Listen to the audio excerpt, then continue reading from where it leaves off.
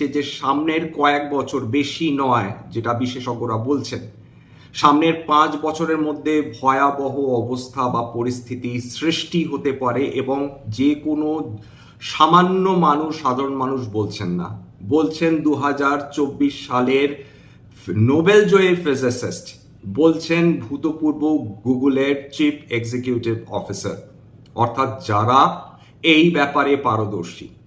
এখানে প্রশ্নটা হচ্ছে যে কেবল আর্টিফিশিয়াল জেনারেল ইন্টেলিজেন্সের প্রশ্ন নয়, সুপার ইন্টেলিজেন্স আসতে চলেছে।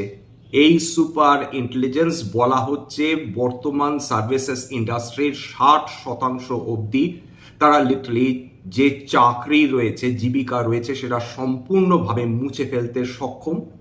এবং এমন একটা দিন সেই সময় চলে আসবে যেটাকে তারা রেফার করছেন এজেন্ট 4 এবং এজেন্ট 5। এরা আর তখন মানুষের দেওয়া